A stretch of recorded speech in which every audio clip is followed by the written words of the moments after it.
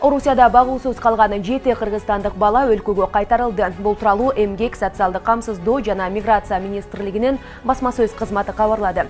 Расмий маалыматка караганда, балдарды кайтаруу Кыргызстандын Орусиядагы элчилиги Тышкы иштер министрлигинин көмөгү менен уюштурулган. Министрлик кайтып келген балдарды оболу биологиялык үй-бүлөлөрү менен бириктирүү боюнча иш алып барат. Эгерде баланын туугандарын табуу мүмкүн болбосо, асырап алууга берүү маселеси каралат. Буга чейин Кыргызстандын Казакстандагы элчилиги саламаттык сактоо жана социалдык өнүктүрүү министрлиги жүргүзгөн иш-чаранын алкагында 6 октябрда Казакстанда багуусуз калган кыргызстандык 2 бала өлкөгө кайтарылган. Быйыл жыл башынан бери Орусиядан Кыргызстанга ата-энеси таштап кеткен 11 бала кайтарылганы кабарланган. 2011 жылдан тартып Орусиянын ар кайсы шаарларында кыргызстандык мигрант энелер төрөп, балдар үйлөрүнө таштап кеткен ымыркайларды алып келүү аракети башталган. Мамлекеттик чек ара кызматы аткез товар ташыган 4 жаранды колго түшүргөнүн маалымдашты. Атап айтсак, Лейлек району аркылуу Тажикстанга 3 тонна көмүр жүктөп бараткан Кыргызстандын 3 жараны кармалган.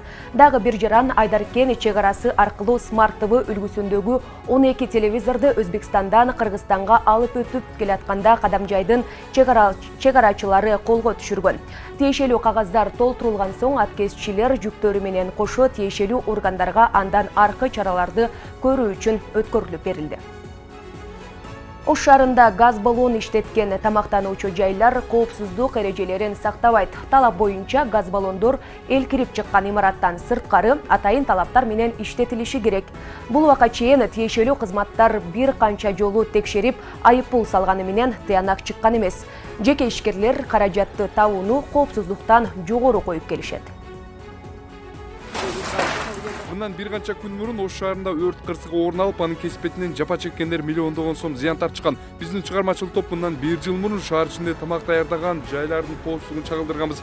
Бирок ошол учурда баарын ретке келтиребиз деген ишкерлер, чара көрөбүз деген экотехинспекциянын убадалары суу кечпегенине күбө болдук. Тышкарыга чыгарыш керек деп айтты. Билесиз? Билебиз, ооба. Билебиз, но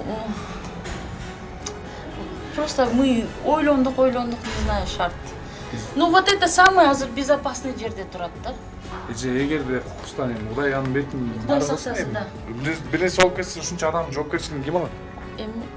Алла сактасын, конечно. Ну здесь мы же говорю, биякта мисал. Газдан атат. Ну это да. Имкан кадар биз стараемся вот коопсуздукка карап. Бул кайсыл жай деп таң калып жатсаңыз керек. Ош шаарынын так ортосундагы элдин агымы үзүлбөгөн Курманжан датка кооператив көчөлөрүнүн кесилиши. Тестатын жайлардын баары Курманжан датка көчөсүн бойлой жайгашкан. Күнүнө жүздөгөн жарандарды тейлеген бул жайларда жарылып кетүүсү мүмкүн болгон газ баллондордун баары имаратка жанаша жайгашкан. Бул көрүнүштүү талапка жооп бербегенин ишкерлер өздөрү да билишет. Башка жерге алып койгонго место жок, ошол жерге алып коебуз да. Жоқ, алар биздики эмес, алар чеке. Мына биздики. Алар анын аркысы соседтерге барат. Сиз муну каяка апарып иштетесиздер? Кай жерге койгон? Мына жерге коесуздар.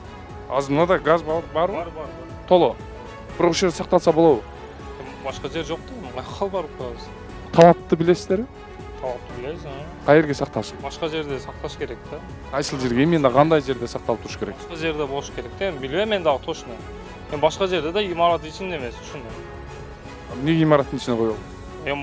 Ушул жерден стразды алмаштырганга болот да, ошол жерден чакында. Администратор качан келет? Администратор келбесе керек азыр. Ким дегендики бери? Бул Рахмака деген ал алыста да азыр. Өзү немеде, Москвада.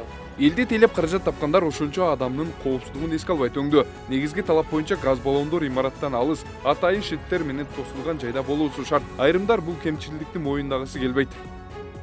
Ким орнотконун билбейм мен. Администратор болуп келген өзү бир неделе болду. Бир жума болду. Бир жума болду. Ким дегендики бери эси барбы? Эсин билбейм. Билбейсиз. Сиз талаптар боюнча билесизби? Ушул коопсуздук чаралары боюнча кандай жерде сакталыш керек, газ билесизби? Билем. Кандай жерде сакталыш керек? Специально отведенное место болуш керек. Эшик болуш керек. Огнепасный жазып алыш керек. Негизи сакталуу эрежелери кандай жерге орнотулуш керек алар? нормальный жерде турат. Көрүңүзчү, тартып көрүңүзчү барып. Жок, тартып көрдүк, бирок ошол Тартып сиздики көрдүңүзбү? туура деп эсептейсизби? Мен туура деп эсептейм, мындай жолдо турган жок, ал специально отведенный местода турат. Ошол жерде тартсаңыз менин эмес. Жок, эме Мен калсам очередь болуп кетти. 10 мүнөттөн кийин же 1 саат запарамча. мисалы канча клиент элейсиз күнүнө?